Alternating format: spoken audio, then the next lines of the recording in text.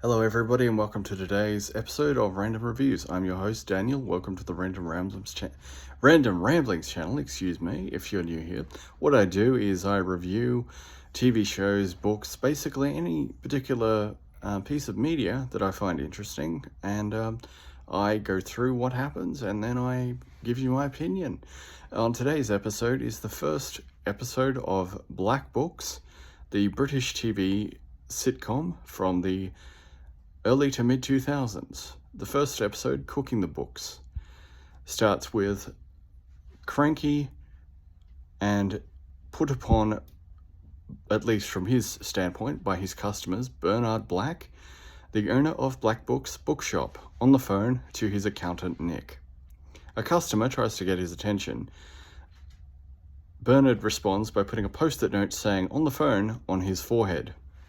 Finally, when he's off the phone, promising Nick that he'll see him in half an hour and assuring him that this time the accounts are in order for him to have a look at properly, Bernard finally pays attention to the customer. The customer inquires about a selection of books, which are the complete works of Charles Dickens. He inquires as to whether they are genuine leather, stating that he has to have genuine leather books to go with the sofa. Bernard inquires as to what kind of money he'll be using, whether the pounds in question he'll be paying with are indeed leather, as he needs leather-bound pounds to go with his wallet. He then dismisses the customer, much to his confusion. Bernard is then greeted by a very frantic man with a beard who rushes into the shop, inquiring about the Little Book of Calm. Bernard finds the book after the man points it out to him, although he has some trouble writing the man a receipt. The man eventually states he doesn't need the receipt and writes it out himself, after handing over the £2.50 needed. The man then reads a passage from the Book of Calm and is calmed down, no pun intended. Apologizing, the man says he hates his job and then rushes out of the store. Bernard, bemused by this, states his opinion that he thinks the man is rather strange. He then orders everyone, via the use of a megaphone, to vacate the premises immediately. Over one particular customer's objection that it's only 2:45 in the afternoon, Bernard says that it's his shop, therefore he can close whenever he likes. He then rudely dismisses all the time-wasting bastards out of the shop and tells them goodbye. He then proceeds across to the shop next door, owned by his friend Fran Katzenjammer, who owns an antique store of odds and ends. She shows Bernard a big globe and tells him to buy it. Bernard questions her about what it actually does. Fran evades the question by stating that it is very in and very now. Bernard deduces by this that she has absolutely no idea what its purpose is. Bernard then asks her to look after the shop while he goes over to his accountant's place. Fran promises on the condition that Bernard will look after her shop in 2 days' time, when she is going to be the birth partner of her friend Julie, who is, or rather the next day, as she is having a baby, and will be birth partner.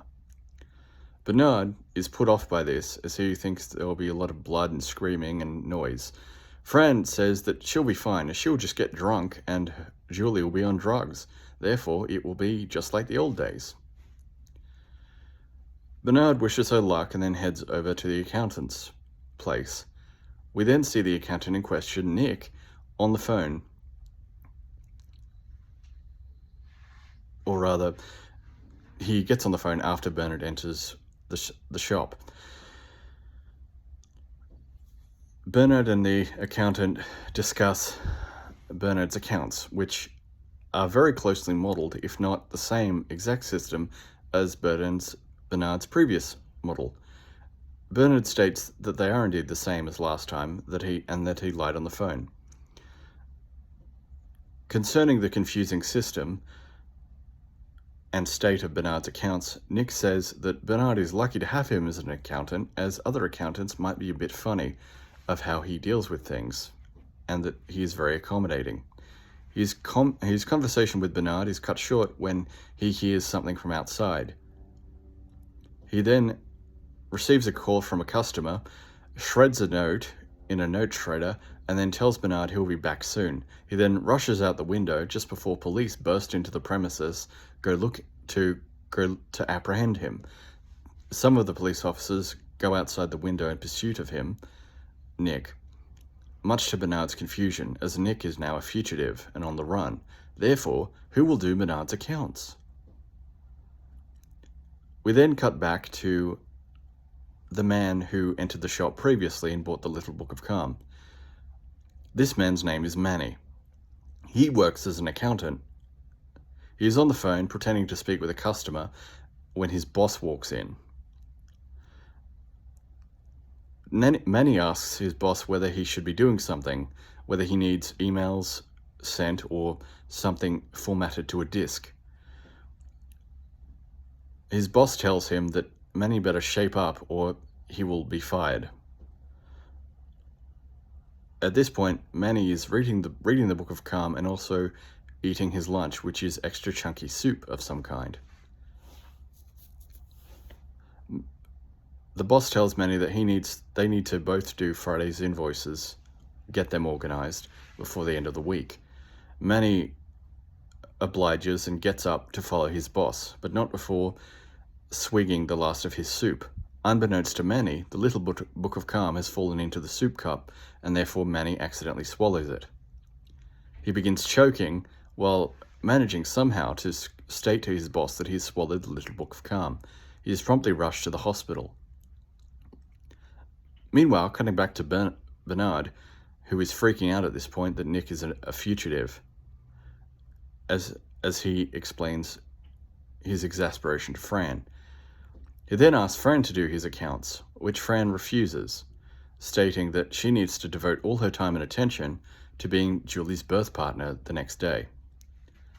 Immensely frustrated, Bernard attempts to do his accounts himself, only to work himself into a frenzy and then procrastinate by finding alternative things to do instead of his accounts, such as phoning his mother, speaking to her for 15 seconds before saying he has to do his accounts, and then folding his socks. He then goes back to his accounts, only to be interrupted this time by a knock at the door. Bernard answers it, only to be confronted by evangelists who wanted to speak to him about Jesus.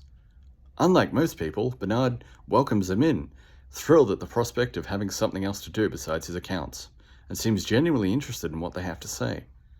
Much to their confusion but relief, as they admit, the evangelists admit that they have never had anyone want to listen to them before. They are thrilled to be inside where it's nice and warm, and indoors. The two of them proceed to tell Bernard about Jesus and some of his escapades, although Bernard has to correct them on some things, some of their knowledge. They seem impressed by his knowledge and grateful to have someone to talk to. Meanwhile, cutting back to Manny, who wakes up in the hospital, the doctor informs him that the Little Book of Calm is lodged in his lower intestine. If it rotates ever so slightly to the right, he'll be dead in seconds. However, if it rotates the other way, he could live. So much so that there is a 30% chance he could live, much to his chagrin, as the prospect of such a procedure doesn't look too good. The doctor reassures him by quoting a passage from the Little Book of Calm via one of Manny's x-rays, and says that they will operate tomorrow and see what they can do about it.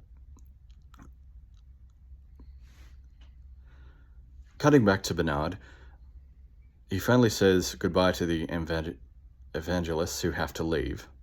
They seem thrilled to have met Bernard and promise to return. The next day, Bernard has turned his accounts papers into a smart casual jacket. Rather, he had actually much to Fran's annoyance and confusion, as it looks very good, but he doesn't know who can help him. Upon seeing a passage in the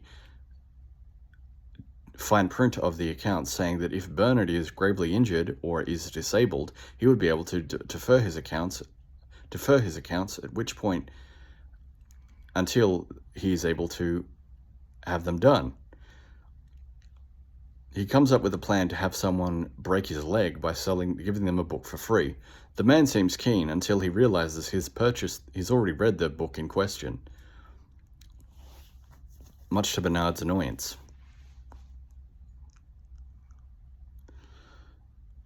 Cutting back to Manny, it is revealed that after surgery, the Little Book of Calm somehow assimilated itself into Manny's system.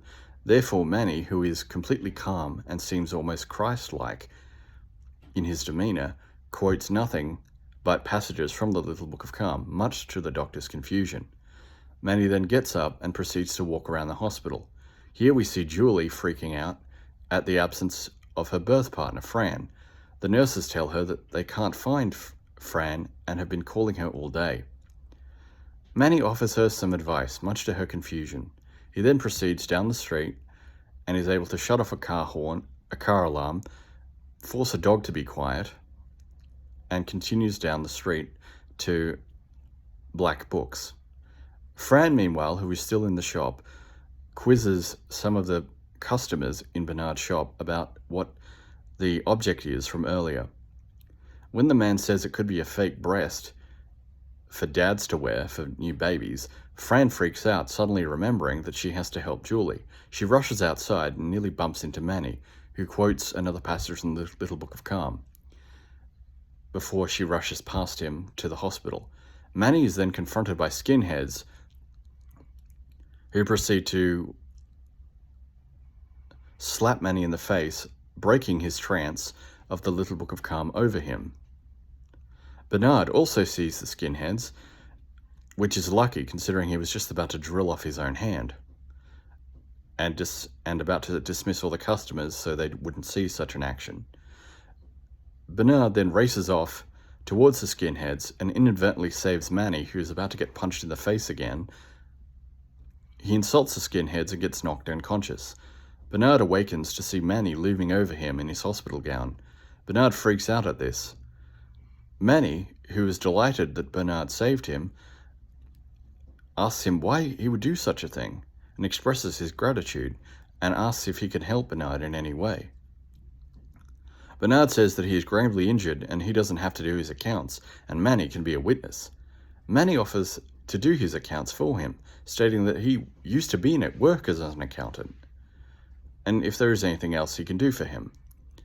Bernard, curious, asks Manny for a ham sandwich with a pickle and a glass of wine. Manny obliges, happy to help his new friend. Fran then walks into the shop, frantically trying to find a cab number for Julie. Bernard then tries to light a cigarette. Manny finds the big ball-shaped object from earlier and opens it, revealing it is a lighter. Fran screams, exasperated that Manny had figured out how to do something so simple. And that is the episode of episode 1 of Black Books, Cooking the Books. Overall, it was a very good episode, and I enjoyed it quite a lot. The series ran for 3 seasons, each consisting of 6 episodes. It's quite interesting if you're into British humour. The characters are all likeable in their own unique way. The episode did a very good job of explaining all the characters, who they were, what their motivations were, etc. Even though there are only 3, you get a sense of who they are and how they interact.